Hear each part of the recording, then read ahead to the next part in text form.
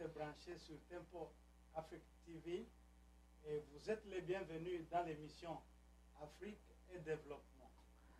Comme rappel, dans cette émission, nous vous parlons des problèmes du développement sur l'Afrique, développement de l'Afrique.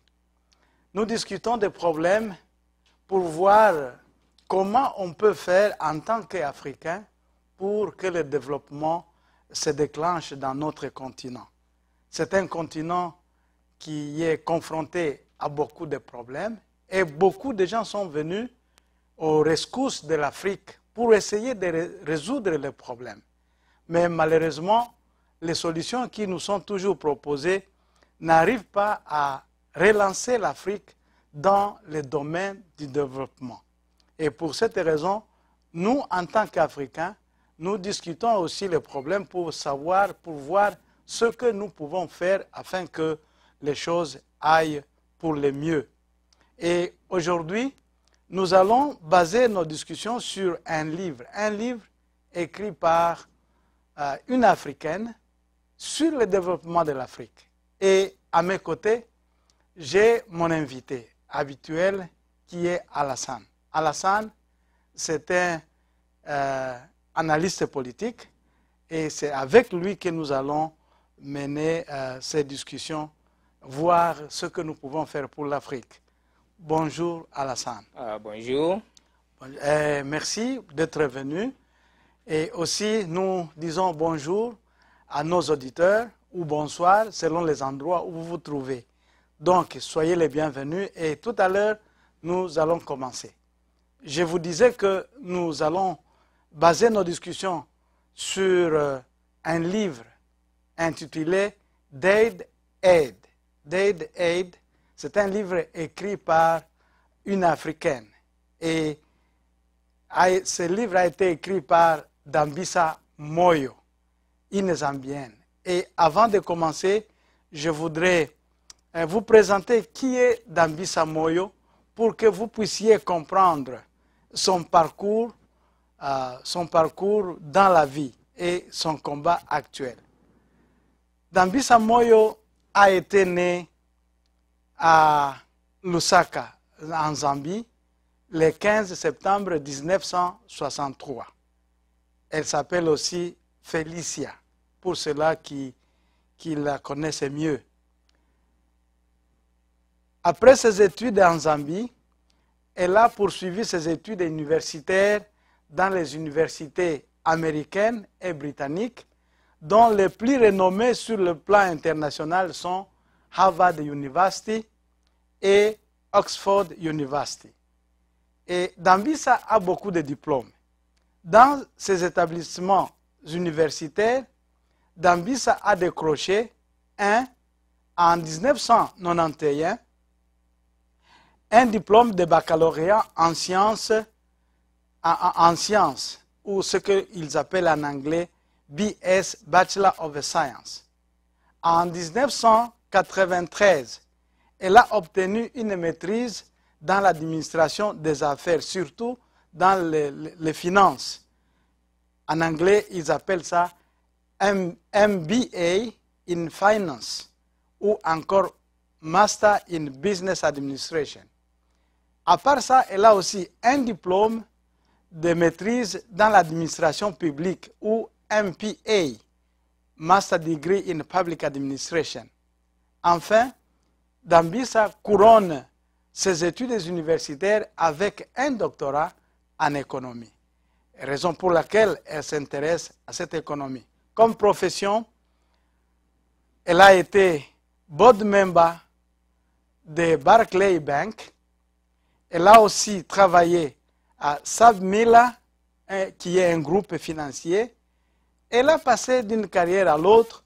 Elle a aussi été membre d'un groupe qu'on appelle Basic Gold, qui est un groupe qui fait le Global Miner, selon les titres en anglais. Et elle a travaillé aussi à Goldman Sachs pendant 8 ans. Et finalement, elle va travailler à la Banque mondiale pendant 2 ans, de 1993 à 1995. Dambisa est aussi auteur. Elle a écrit ce livre, Dead End, Dead Aid. Elle a aussi écrit un autre livre appelé How the West Was Lost. Et enfin, elle a écrit Winner Take All. Et cela, c'était en 2012. Elle a écrit cela. Mais Dambisa a un combat qu'elle mène. Ses articles, ses conférences, ses livres s'élèvent contre les paradoxes entre la création des richesses actuelles et la perpétuation de la pauvreté à travers l'économie mondiale. Elle voudrait changer les choses. Et c'est cela son combat.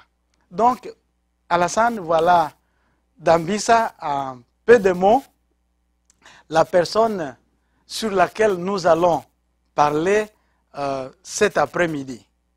Voilà, j'ai une question sur Dambisa. Quand vous lisez ces livres Dead Aid, Tu veux dire peut-être en français, l'aide morte. Oui, une aide morte. Oui. Et Dambisa est passé dans tous les arguments, Oui. dans tous les arguments que les autres avancent pour expliquer le non-développement de l'Afrique. Dambisa, elle a parlé de contraintes géographiques, Oui. parce que ce sont les arguments qui sont avancés par les gens qui expliquent pourquoi l'Afrique ne se développe pas. Certains experts en développement. Certains experts en développement, évidemment, ils évoquent les conditions géographiques de certains pays. Oui. On parle de pays qui sont enclavés Oui. et de pays qui ne le sont pas. Et ils ont trouvé que les pays qui sont enclavés, ils ont plus de difficultés à faire le développement que les pays qui ne sont pas enclavés. Ah, tout à fait. Bon, ça c'est un argument qui a été avancé. Et à part ça, on a parlé aussi des cultures, Oui. les cultures africaines qui ne favorisent pas aussi le développement. On a parlé de beaucoup de choses. On a parlé même des conflits ethniques en Afrique qui ne favorisent pas le développement. On a parlé même de la colonisation. Oui. Tout ça, ce sont des explications qui sont données pour expliquer pourquoi l'Afrique ne se développe pas. Et Dambisa, elle, sans minimiser ses arguments, elle a trouvé que le plus grand problème de l'Afrique, c'est l'aide. L'aide que l'Afrique reçoit pour le développement. Et c'est cela le problème, selon elle. Et en partie, les Africains ont un rôle à jouer dans ce Oui, sous-développement aussi. exactement, exactement. Ils ont un rôle à jouer. Et maintenant, ma question est celle-ci, Alassane. Que pensez-vous de ce que Dambisa a dit à propos de l'aide? L'aide, elle trouve que c'est l'aide qui est le frein au développement en Afrique. C'est l'aide qui est ce que les Anglais appellent même les stumbling blocks pour le développement en Afrique. Êtes-vous d'accord avec lui ou tu n'es pas d'accord avec lui? Bon, je suis tout à fait en grande partie d'accord avec elle. Avec elle, oui. Bon, parce que c'est quand on regarde. Bon, d'abord, je repars un peu en arrière pour donner les arguments qu'elle a avancés concernant les éléments qui freinent le développement de l'Afrique. Bon, elle a parlé de la culture, l'environnement, bon, enfin, les normes sociaux, les structures politiques que les colonisateurs ont mis en place. Bon, elle a dit que c'est des éléments, quelque part, en quelque sorte, qui ont un rôle aussi à jouer dans le frein, ou du moins ce qui freine le développement de l'Afrique. Donc ça explique en partie, oui, il y a le développement de l'Afrique, le sous-développement de l'Afrique. Le sous-développement de l'Afrique. Oui. Donc ça, bon, je suis en partie d'accord avec elle. Bon, et deuxièmement, l'aide aussi, la façon dont l'aide est utilisée ne permet pas à l'Afrique de se développer. Parce que quand on vient pour donner une aide, on dit voilà, bon, on choisit, les donateurs eux-mêmes choisissent les secteurs dans lesquels il faut investir.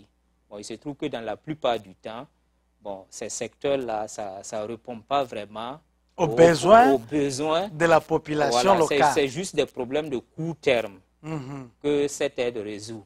Sinon, en fait, le long terme, ça n'arrange pas le pays en question. Moi, je pense qu'on aura l'occasion d'en parler plus. Donc, pour ouvrir une parenthèse, selon vous, est-ce que les Africains devraient être permis de choisir le secteur où l'aide doit être affectée? Oui. Bon, en fait, toute aide qui cible des domaines qui peuvent générer des revenus sur le long terme, bon, en fait, ces aides-là sont les bienvenues. Donc, il faut, au lieu qu'on investisse dans des secteurs sociaux, bon, on peut investir dans des secteurs où faire un investissement, on investit et la rentabilité de cet investissement va générer un développement, une richesse, va créer des richesses bon, qui, au fil du temps, je veux dire dans le long terme, peut aider les Africains à sortir un peu de la pauvreté. Yeah. Dambisa, en anglais, elle a dit que aid does not work in Africa. It's not working. Est-ce que tu ne trouves pas ça, c'est un peu trop, hein? C'est un peu trop. Est-ce que réellement l'aide ne travaille pas en Afrique? Ouais, bon, en fait, quand on regarde les 50-60 dernières années, on regarde le volume d'argent que les pays riches ont investi en Afrique, bon, et que le résultat est tel que bon, nous ne sommes pas sortis de la pauvreté. Au contraire même, il y a peut-être 40 ans de cela, vous trouvez que le taux de pauvreté en Afrique était à un niveau de 11%. Mais dans beaucoup de cas aujourd'hui, ça tourne autour de 50% de la population. La plupart des pays en moyenne ont une cinquantaine de % de la population qui vit en dessous du seuil de la pauvreté. Et tout cela à cause de l'aide, de la façon dont l'aide est utilisée en Afrique. La façon dont l'aide est utilisée en Afrique. C'est ça. Donc, vraiment, bon, ça ne résout pas le problème. On a investi beaucoup d'argent et en retour, on ne voit pas un résultat concret. Voilà, donc c'est ce qui fait dire que l'aide ne profite pas à l'Afrique. À l'Afrique. Oui. Donc, faut-il l'arrêter ou faut-il continuer à échanger les stratégies? Qu'est-ce que vous en pensez? On ne peut pas continuer de cette façon. Bon, moi, je pense que, bon, comme elle-même, elle a dit dans son livre, l'aide morte ou Dead Aid, moi, je pense qu'il faut, je suis d'accord avec elle, il faut essayer de réduire l'aide à sa plus simple expression, ou du moins, mais de façon progressive. Est-ce que vous voyez? Donc, réduire le volume de l'aide pendant un certain nombre d'années. On dit, voilà, dans les 5 ans à venir, l'aide qui sera destinée aux pays africains va être réduite de tel pourcent et on y va enfin, de façon progressive, je vais dire. Et c'est aux pays africains maintenant de trouver une forme alternative pour soit générer des revenus ou maintenir le niveau de dépenses, ou bien réduire carrément, je vais dire, réduire carrément le niveau de dépenses. C'est ça. Ouais, bon, ça, c'est une alternative. Mais le gros problème est qu'il faut une volonté politique. Il faut une volonté politique. Ouais, si cette volonté politique n'est pas là pour se passer de l'aide, bon, je pense que bon, même si les pays donateurs réduisent l'aide, bon, nous serons toujours dans des difficultés. Parce qu'il n'y a pas cette volonté-là pour voir comment, à partir de nos propres ressources, on va essayer de générer des revenus, créer des richesses pour sortir les gens de la pauvreté. Parce qu'en fait, quand on regarde, c'est comme si... Bon, parce que l'aide qu'on donne, il n'y a pas de choses, comment on appelle ça, c'est que les Anglais disent accountability. Il n'y a pas de responsabilité après. Quel que soit le résultat, personne n'endosse une responsabilité de l'échec de cette aide. Donc c'est comme si on donnait de l'argent gratuit. Donc cela est dû... Ils sont habitués à ça. Cela est dû à quoi? À qui on peut attribuer cette faute? Oui. Aux dirigeants africains ou à ceux-là même, les donateurs qui donnent cette aide à l'Afrique. Ils n'ont pas le temps de suivre leur argent ou qu'est-ce que vous pensez de tout ça? Bon, moi, je pense que, bon, il y a, que ce soit les dirigeants africains, ils sont pour quelque chose. Les pays donateurs, ils sont également pour quelque chose. Bon, moi, en fait, ma propre compréhension de la situation est que les pays donateurs, ils ne le font pas sur la base de sortir l'Afrique de la pauvreté. Mais c'est un geste politique qu'ils font. Soit ils veulent maintenir un tel au pouvoir. Bon, et puis, bon, de façon générale, l'aide même que l'on donne aux pays africains, bon, une grande partie de cette aide est même détournée par les leaders. Et il n'y a pas de responsabilité à situer après. Et je peux vous compléter à ce niveau-là, parce que pas seulement les leaders africains, mais aussi avant que l'aide parte pour l'Afrique, les pays donateurs déterminent même les secteurs dans lesquels l'aide doit être utilisée. Par exemple, ils vous diront, bon, nous vous donnons l'aide, mais à condition que tu achètes ceci, cela chez nous. Et donc, ce qui veut dire que une bonne partie de cet argent reste déjà en Europe avant qu'il n'atteigne l'Afrique. Ça, c'est vrai. Hein? Tu vois tout ça? Ce sont des problèmes réels qui sont là. Oui, tout à fait, oui. Donc je disais qu'une grande partie de cette aide est détournée par les dirigeants et il n'y a pas de compte à rendre. C'est ça. Un. Et deuxièmement, ceux qui le font... Donc, on peut parler de détournement de deux côtés, n'est-ce pas? Voilà. Ici, quand on vous impose d'acheter des histoires, ici, les histoires parfois que vous ne voulez pas, mais parce qu'on vous donne l'aide, on vous impose de les acheter. Ça, c'est un détournement. Bon. Et de l'autre côté aussi, il y a un détournement. OK. Donc, détournement de deux côtés. De deux côtés. Voilà. Et puis, comme je le disais, l'aide peut être donnée de façon, sous une forme politique. Soit on veut maintenir un tel leader en politique et au pouvoir, juste pour pouvoir utiliser, avoir quelque chose en retour, ou bien, bon, même utiliser un leader à partir de l'aide même pour déstabiliser ou bien contrôler un autre pays. Bon, tout se passe, il y a ce volet politique là aussi qu'il y a dans l'aide. Donc c'est un problème très complexe. C'est très complexe et c'est pourquoi vous disiez que il faut une volonté politique pour pouvoir changer les choses. Tout à fait. Bon, revenons un peu en arrière. Regardons un peu l'Europe. Quand l'Europe avait besoin de la reconstruction après la guerre mondiale. La Deuxième Guerre mondiale. La Deuxième Guerre mondiale. Il y a eu ce qu'on a appelé le plan Marshall. Le plan Marshall, Oui, le plan Marshall. Et le plan Marshall, c'était une aide américaine à l'Europe. Et effectivement, cette aide a travaillé. Moi, je me demande pourquoi on ne peut pas faire un plan Marshall pour l'Afrique. Est-ce que c'est possible de faire aussi un plan Marshall pour l'Afrique? Bon, tout est possible, mais c'est le contexte qui diffère. Bon, par exemple, dans le plan Marshall de l'Afrique, de l'Europe, je veux dire après la Deuxième Guerre mondiale. La Deuxième Guerre mondiale. Bon, toutes les institutions même étaient en place. Bien avant la Deuxième Guerre mondiale, il y a quand même le minimum d'institutions qui étaient en place. Donc l'aide venait seulement pour essayer de reconstruire les parties détruites. C'est-à-dire le fondement même était là. Il était déjà là. Le fondement était là. Donc ce qu'il fallait, les domaines dans lesquels il fallait réinvestir, c'est certaines infrastructures et, bon, détruites lors de la guerre. Et puis bon, c'est un secteur... quelques secteurs clés, juste pour pouvoir permettre l'économie. Permettre à l'économie de reprendre. Bon, alors que dans le contexte de l'Afrique, ce n'est pas le cas.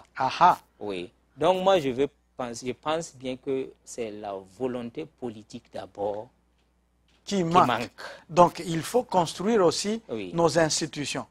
C'est-à-dire les institutions actuelles. Ne sont pas fiables, c'est ça, n'est-ce pas? Oui, ça c'est vrai. Bon, parce que quand on regarde même beaucoup d'experts en développement, on parlait de choses, comment on appelle ça, le droit à la propriété privée. Bon, ça doit être protégé. En Afrique, ce n'est pas le cas. Bon, les lois doivent être vraiment appliquées. Bon, en Afrique, ce n'est pas le cas. Bon, les choses, comment on appelle ça, les droits de contrat. C'est-à-dire quand je signe un contrat avec une entreprise ou bien, bon, quand l'État ou une entreprise étrangère vient pour investir, bon, il y a des contrats, des lois à suivre. Et ces lois doivent être vraiment protégées pour protéger l'investisseur. Bon, en Afrique, ce n'est pas le cas. Donc, en fait, je vais parler de la justice en général. De la justice en général. Voilà. Bon, alors que quelqu'un ne peut pas venir de l'extérieur, mettre tous ces éléments en place pour nous. C'est nous-mêmes qui devons vraiment renforcer ça. Je suis content que vous ayez pointé à cela parce que aussi longtemps que ces institutions ne sont pas mises en place, les contrats ne sont pas respectés, les propriétés privées ne sont même pas respectées. Je crois que les institutions sont en place, mais seulement l'application. C'est l'application. Ce sont des institutions entre guillemets, c'est l'application.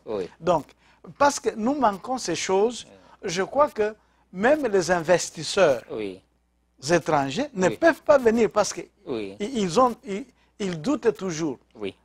Ils ne savent pas où se fier, où se confier parce que les institutions sont flottantes en quelque sorte. Oh, c'est cela. OK. Donc, ça revient à dire que le problème du développement africain est dans nos mains. Oui. En tout cas, une partie. Une bonne partie. C'est dans nos mains. Ne serait-ce que le problème de la justice. Oui. Nous savons qu'il y a beaucoup de problèmes, mais il faut que nos dirigeants arrivent à stabiliser ces institutions, à donner confiance, n'est-ce pas, à ces institutions. Tout à fait. OK. OK. Je me souviens, à un moment donné, l'aide était conditionnée. Hein, avant de vous donner... Parce que les Occidentaux, entre guillemets, ils sont souciés de voir l'Afrique se développer. Et parfois... Ils se disent... soucieux du développement de l'Afrique. Ils sont soucieux du développement de l'Afrique. Et à cause de cela, ils ont même conditionné l'aide à certaines conditions ou à certains préalables. Par exemple, nous avons connu ce qu'on a appelé l'ajustement structurel. Bon, pour que les pays africains reçoivent de l'aide, il fallait qu'ils privatisent, par exemple, des institutions. Des entreprises. Des entreprises. Bon, on a connu aussi des conditions telles que la bonne gouvernance. L'État doit se montrer qu'elle gouverne bien, qu'elle gère bien de façon transparente. Et enfin, on parle de démocratie. Il faut que des pays soient démocratisés pour recevoir de l'aide. Mais nous voyons que toutes ces conditions, malgré toutes ces conditions, rien ne se passe. Qu'est-ce qui peut expliquer cela? Bon, enfin, de mon point de vue, bon, je pense que la conditionnalité qui a été imposée par les institutions donateurs, les institutions financières donateurs, bon, en fait, ils parlent de privatiser tel secteur, tel secteur, tel secteur. Bon, en fait, pour eux-mêmes, tout ce qui est des mains de l'État doit être remis au privé. Bon, alors il y a des secteurs enfin, qui sont dans les mains de l'État, mais quand même, enfin, profitent un peu à la population.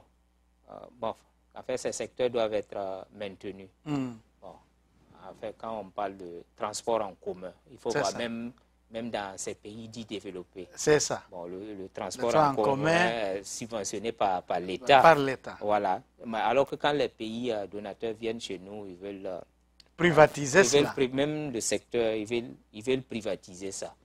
Est-ce que vous voyez? Bon, dans le domaine de la santé, ils veulent tout privatiser. Bon, alors que, bon, il faut voir, même ici, il y a des... Même si ce n'est pas géré par l'État, il y a des ONG locales qui prennent la relève. Non, on peut parler même de la Poste, par exemple. Voilà. Qui sont des sociétés étatiques. Voilà.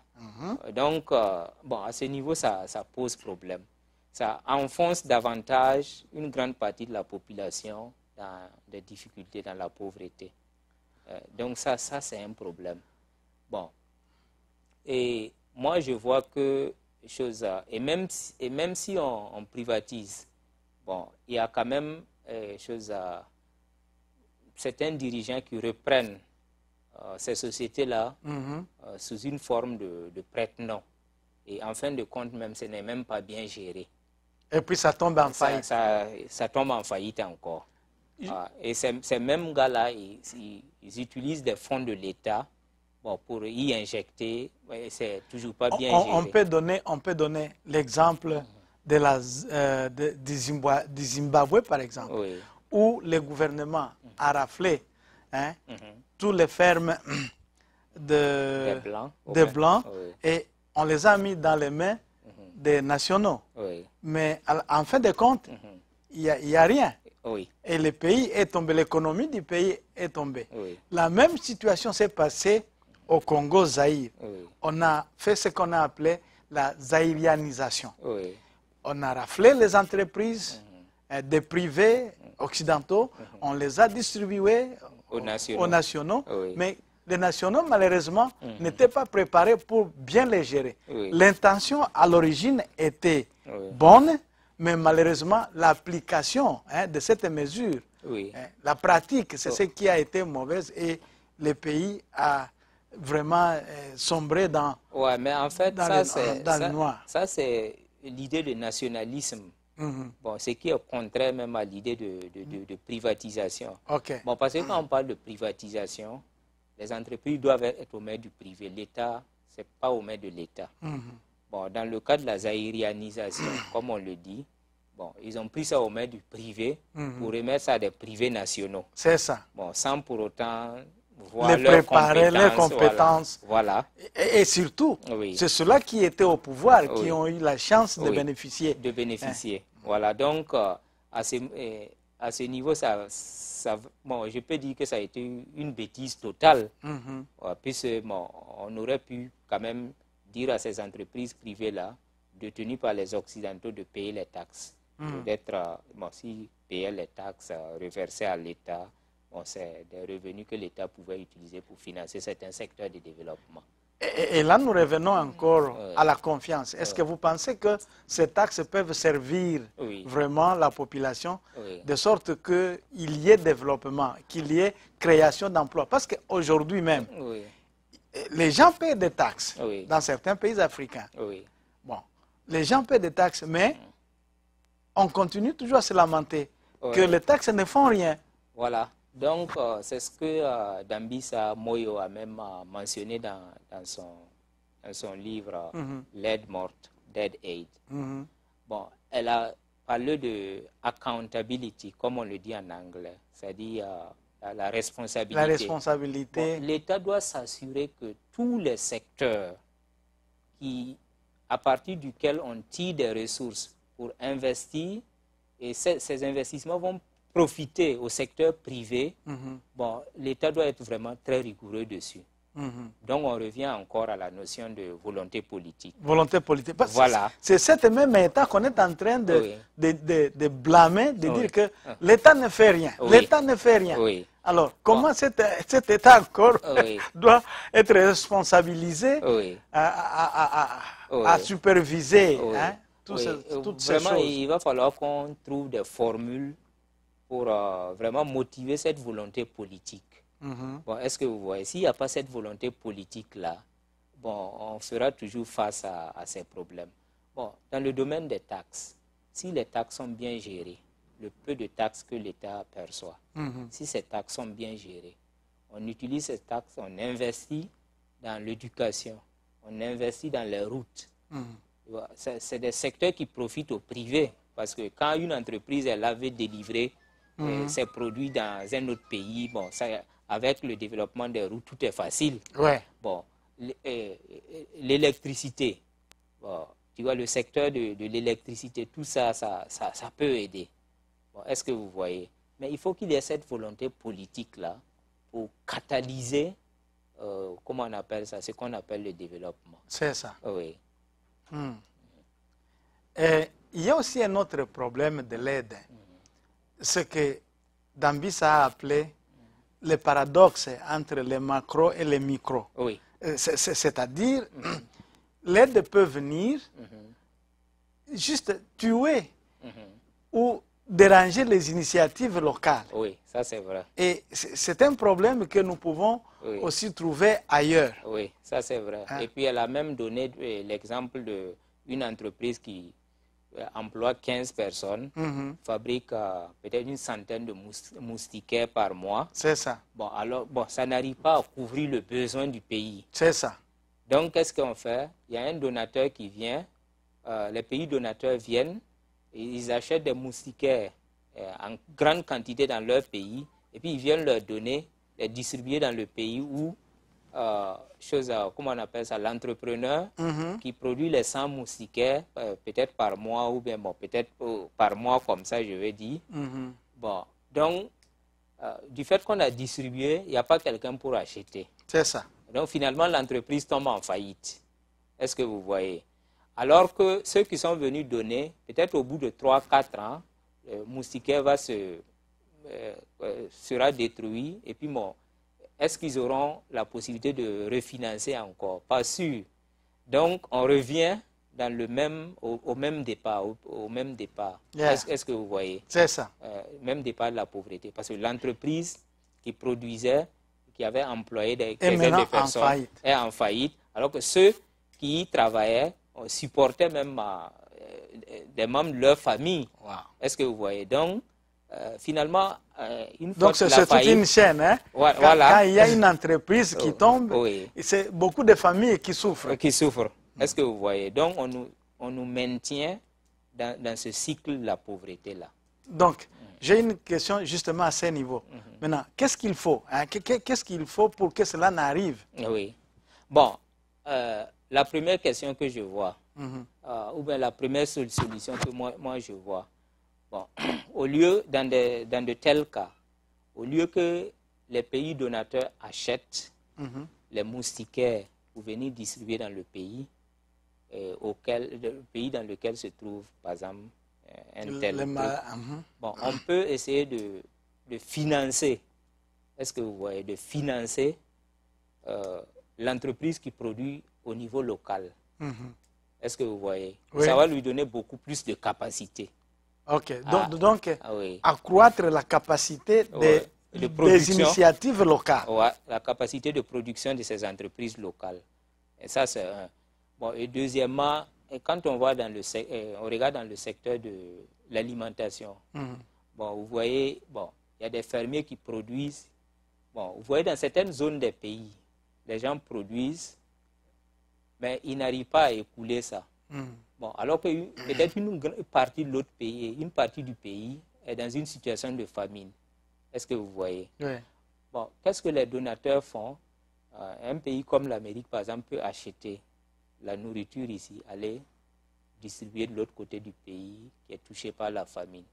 Alors que bon, il y a une partie de la famine, peut-être une partie du pays beaucoup plus éloignée qui a un surplus. Qu'on pouvait importer. Qu'on pouvait acheter avec eux pour les redistribuer dans la zone qui en manque. Okay. Tu vois, donc il y a toutes ces petites initiatives-là qu'il faut essayer de retoucher. Donc, cela m'amène à dire que nous manquons de volonté des deux côtés. Oui. La volonté de part des Africains eux-mêmes et la volonté aussi de part de ceux-là qui nous assistent. Tout à fait, oui. Okay. Donc, le manque de volonté politique de nos leaders. Bon, parce que eux, le système en place, si le système en place, ça les arrange, ils reçoivent l'aide, une grande partie est détournée, mise dans leur compte. Il n'y a pas de compte à rendre à quelqu'un. Est-ce que vous voyez? Donc, pour eux, ils veulent le statu quo. Ils veulent le statu quo. Oui. À qui profitent les statu quo? Donc, ce sont les autorités. Les autorités, tout à fait. Les autorités, bon, même les pays donateurs. Même les pays donateurs. Même les pays donateurs. Donc, il ne faut pas toujours pointer du doigt les dirigeants africains. Parce que... Ils ont une part de responsabilité. Ils ont une part, mais pas tout. Hein? C'est ce que nous voulons dire. Oui, tout à fait. Parce que souvent, nous avons vu que les gens disent « Oh, les Africains, les Africains, les Africains ». Mais nous oublions que leur difficulté aussi est de l'autre côté, qu'on n'arrive pas à déclarer au grand jour. Oui, tout à fait, oui. Bon, mais moi, je pense que le plus gros problème même, c'est à nous-mêmes de prendre l'initiative. Et peut-être les autres peuvent nous appuyer. Ok. Est-ce que vous voyez? Bon, quand on regarde l'exemple de l'Asie, et la Chine par exemple, bon, au début, il y a 30-40 ans de cela, les pays comme le Malawi, le Burundi, le Burkina Faso étaient économiquement en avance sur la Chine. Il faut voir aujourd'hui, ils ont eu des dictateurs, mais ces dictateurs-là ont une vision. Est-ce que vous voyez? Une vision du développement. Et en fait, ils ont mobilisé les autres à suivre la vision. Et il faut voir où en est la Chine aujourd'hui. Bon, la Chine est devenue une puissance aussi à travers le monde. À travers le monde. Wow. Pays comme le Chili, Pinochet, bon, il est bien vrai, il a commis des abus, des gaffes. Des abus en termes de droits humains, mais quand même, il a su, grâce à sa vision, à son leadership, il a pu propulser le pays sur la voie du développement. Donc, c'est cette volonté-là qui nous manque. Qui nous manque. Oui. Donc, nous avons encore beaucoup à faire. Oui, tout parce à fait. Que faire naître cette volonté politique, ce n'est pas une chose facile aussi. Ce n'est pas une chose facile. Ce n'est pas une chose facile. Oui. Mais les intellectuels travaillent. Je pense que nous ne pouvons pas perdre l'espoir. Un jour, ça va venir. Oui. Mais ce n'est pas peut-être aujourd'hui, ce n'est pas peut-être demain, mais quand même, il faut faire quelque chose. Il faut faire quelque chose. Ce n'est pas en ne faisant pas quelque chose que la situation va changer. Donc, il faut toujours parler, voilà. éduquer, parler avec la population. Éduquer. Voilà. Et ça va venir un jour. Donc, l'Afrique, c'est un continent qui promeut aussi le développement. Ça va venir si nous continuons à travailler et à nous donner. Donc, ce que nous comprenons est que le développement africain a un plomb dans l'aile. Et ça n'avance pas comme il se doit. Mais pour enlever cela, il faut qu'on puisse travailler durement. Et en commençant par nos dirigeants. Les dirigeants qui doivent manifester une volonté politique. Pourquoi une volonté politique? Parce que c'est la politique qui trace les grandes lignes, n'est-ce pas? C'est la politique qui trace les grandes lignes du développement d'un pays. Donc, il faut qu'on arrive à tracer ces lignes et que le reste puisse suivre. Maintenant, avec ceux-là qui viennent de l'extérieur, je crois que quand il y a une ligne politique qui est bien tracée, je crois qu'ils peuvent aussi s'aligner et marcher selon les directives même de cette politique. Autrement, ça sera de l'aide perdue, de l'aide qui ne va pas produire des effets escomptés. C'est ça le problème africain.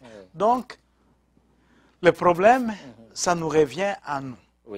Ça nous revient à nous et nous devons aussi apprendre des exemples des autres. Vous avez parlé de la Chine, par exemple, qui est devenu aussi un pays donateur. Et aujourd'hui, en Afrique, la Chine fait rage. Vous verrez tous les articles presque Made in China, Made in China, partout. Vous commencez de l'Afrique du Sud jusqu'à l'Afrique du Nord. Vous avez toujours Made in China, Made in China. Donc, la Chine est en train de conquérir l'Afrique, alors qu'il n'y a pas longtemps, la Chine était comme nous autres. Et parlant de l'aide, bon, je disais que les pays africains doivent chercher à se passer de l'aide. Et l'Afrique du Sud, le Botswana sont des exemples. Voilà. Donc, si ces pays-là ont pu se passer de l'aide, et puis, bon, et puis à travers la politique économique qu'ils ont mis en place, du moins, ils ont pu faire sortir une grande partie la population de la pauvreté. Il n'y a pas de raison que le reste des pays africains... Donc là, vous rejoignez Dambisa qui disait qu'il faut arrêter l'aide. Et ici, nous précisons que quand nous parlons de l'aide, ce n'est pas ces actions philanthropiques isolées. C'est l'aide qui est envoyée au gouvernement pour relancer le développement en Afrique. Mais si vous voulez aider un enfant qui est malade, ça... ce n'est pas ce qui nous concerne ici. Si vous voulez peut-être aider un orphelin, faites-le. Ce n'est pas l'aide dont nous parlons. Non, en fait, l'aide doit être seulement dirigé à un pays au cas où il y a un désastre. Un désastre. Ou bien une famine. Par exemple, ce qui est arrivé en Haïti. Voilà. Voilà, dans un tel contexte, l'aide vraiment est nécessaire. Okay. Ou bien, bon, quand il y a une grande famine, une grande partie de la population est touchée du coup, l'aide est nécessaire. Et là aussi, ça exprime la solidarité humaine entre les humains. Donc, nous ne pouvons pas rester les bras croisés quand il y a les autres qui souffrent. Donc, dans des conditions pareilles, il faut nécessairement intervenir. Oui, tout à fait, oui. Ça, c'est bon. Est-ce que, vraiment, une autre question. Selon Dambisa Moyo, il apparaît clair que aucun pays au monde ne s'est développé grâce à l'aide. Oui. Et c'est pour cette raison qu'elle insiste qu'il faut arrêter l'aide. Oui. Et un des arguments qu'elle avance est que qui est ce président, qui est ce leader qui peut se tracasser ou se casser les nerfs à développer son pays ou à créer des ressources quand il connaît que même s'il ne fait rien, à la fin du mois, il y a l'aide qui va venir. C'est ça, oui. Oui. Oui. Donc l'aide que nous recevons de l'extérieur encourage notre paresse aussi. Oui. Hein? Ça crée une certaine paresse et pour cette raison, cela devient un frein au développement, oui, du continent africain, de nos pays. Donc, Dambisa Moyo a tout simplement demandé cesser, arrêter l'aide et essayer de voir ce qui va arriver. Oui. Ce qui va arriver. Oui. Et moi aussi, je pense que elle peut avoir raison, oui, à ce niveau-là. Elle peut avoir raison. Oui. Mais si depuis plus de 50 ans, on investit des milliards de dollars dans un pays, alors qu'en fin de compte, il n'y a pas de résultats recherchés. Bon, je ne vois pas pourquoi on va continuer de faire ces mêmes investissements, ces mêmes dons. Donc, c'est mieux qu'on trouve une solution à ça. Et Dambisa a dit que de 1950 à quelque chose, de 1970, on a augmenté l'aide en Afrique, mais plus on augmentait l'aide, plus aussi la pauvreté augmente. Ouais, oui. Donc c'est un paradoxe qu'on ne sait pas comprendre. Et là, il faut vraiment demander aux acteurs politiques et même aux donateurs de revoir un peu la situation. Parce que ça ne peut pas s'expliquer. Si l'aide est là pour aider les Africains à sortir de la pauvreté, alors ça ne doit pas vraiment se répercuter de cette façon-là. Il faut que ça change. Tout à fait. Il faut que ça change. Tout à fait. Et Dambisa a donné ce qu'elle a donné. Est-ce qu'il y a des points où tu as un avis contraire à Dambisa? Bon, en fait, de façon globale, je pousse ces idées. Bon, mais du point de vue environnement, où elle a parlé que, bon, compte tenu de l'environnement, bon, le climat, bon, certains pays ont plus d'avantages que d'autres. Bon, ça, c'est tout à fait vrai. Mais bon, moi, je pense que ça ne doit pas même être un obstacle. Parce que même si on a tout en place, la nature même nous a tout donné. Si nous-mêmes,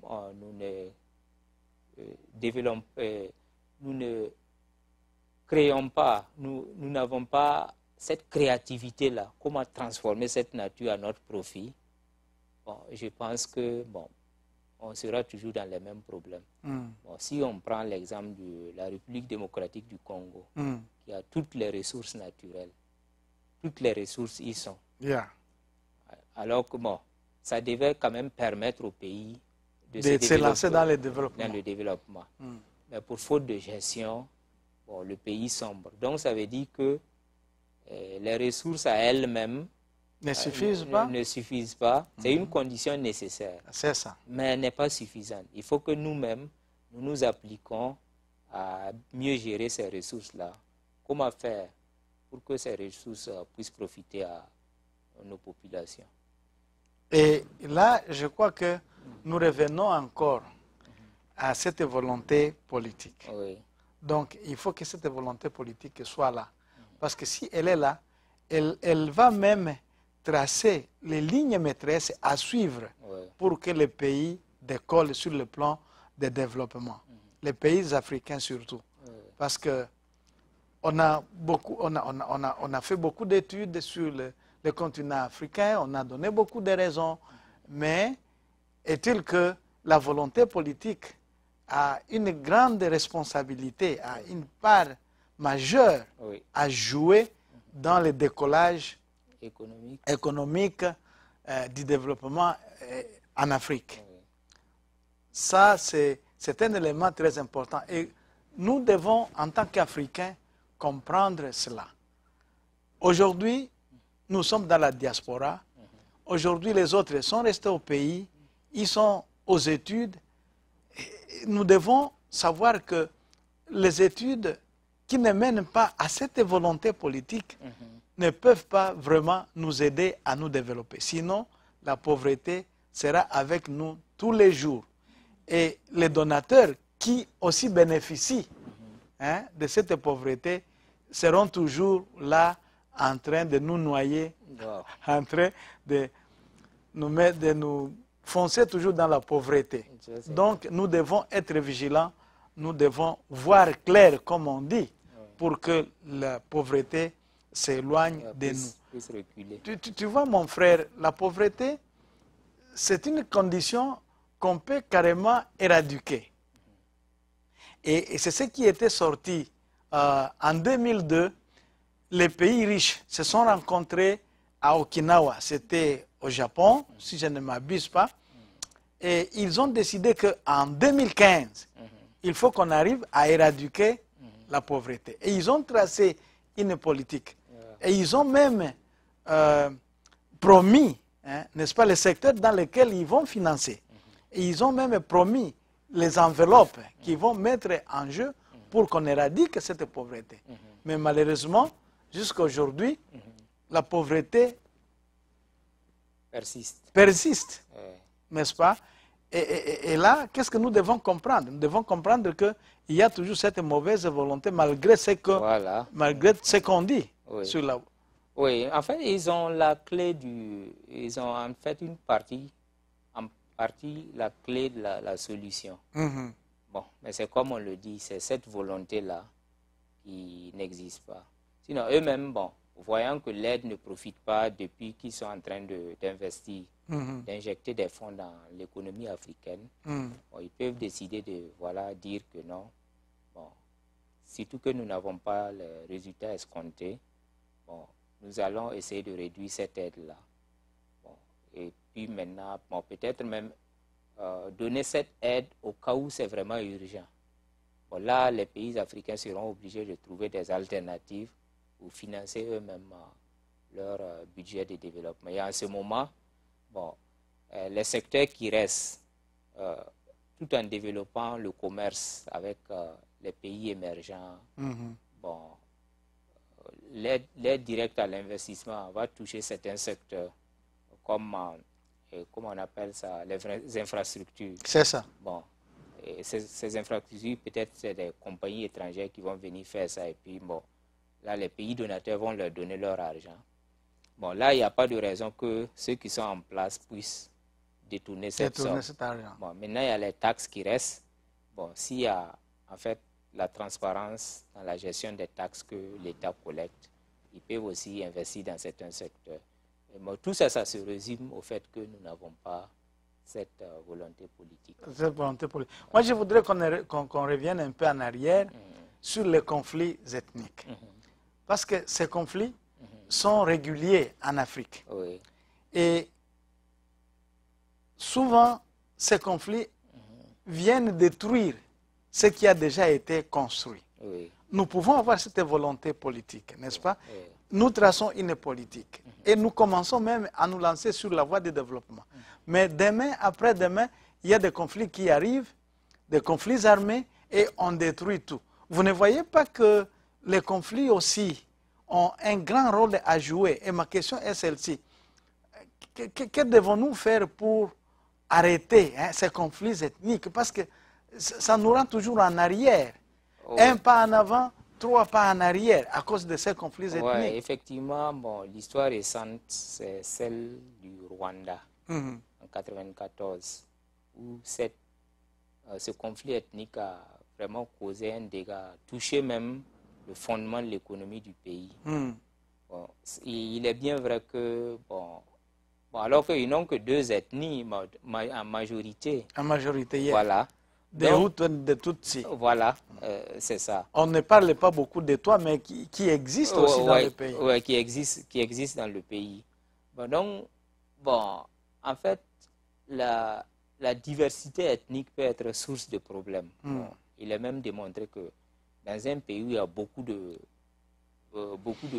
une grande diversité ethnique, cet pays, la probabilité pour qu'un conflit éclate est très élevée. Ça, c'est vrai. Bon, mais tout ça, c'est, comme on le dit, c'est la volonté politique. Moi, je pense que si nos dirigeants décident, ils peuvent vraiment essayer de casser ces barrières, cette barrière de la culture là.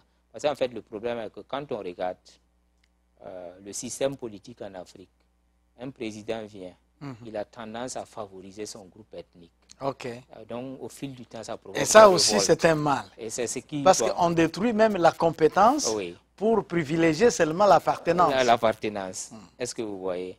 Bon, c'est ce qui s'est passé avec les élections au Kenya en 2008. Un peu partout en Afrique, voilà. Nous pouvons voir ça. Voilà. Donc, il faut vraiment diversifier les rôles dans les structures, dans les emplois, dans l'administration, pour que tous les groupes ethniques soient représentés à un même degré. OK. Voilà. Et comme nous voulons maintenant conclure, je crois qu'il faut revenir sur certaines choses clés. Nous disons que le continent africain est confronté à un problème sérieux de développement. Et on a donné beaucoup de raisons qui expliquent, selon ceux-là qui font des études, les sous-développements de l'Afrique, ou pourquoi l'Afrique n'émerge pas aussi vite que possible. Mais nous voyons que nous ne pouvons pas attendre de l'extérieur pour que le continent africain se développe. Oui.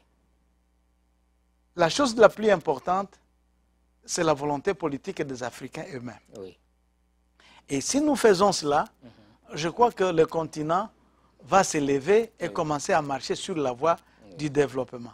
Autrement, nous resterons toujours là. Oui. Donc, ici, nous voulons lancer un appel aux Africains qui sont dans les pays et qui sont dans la diaspora d'intégrer cette volonté politique pour que les pays marchent. Et ceci à tous les niveaux. On ne parle pas tout simplement des dirigeants. Évidemment, on parle des dirigeants parce que c'est eux qui sont les décideurs. Mais quand même la population doit avoir aussi une volonté. Oui. Et tout ça, ça passe par l'éducation. Et tout ça, ça passe par l'éducation. Donc, nous devons avoir une collaboration pour que cette volonté politique travaille. Et même ceux-là qui viennent de l'extérieur nous aider. Aussi, ils doivent collaborer avec nous parce que c'est nous qui connaissons les problèmes sur le terrain, c'est nous qui connaissons nos besoins sur le terrain et ils doivent collaborer avec nous pour que l'Afrique aille de l'avant si réellement ils veulent nous aider. Donc, il faut venir investir et puis créer des emplois, créer la richesse pour que l'Afrique aille de l'avant comme les autres pays. Je crois que c'est le gros. Si le gros des choses, si nous voulons voir le continent africain avancer.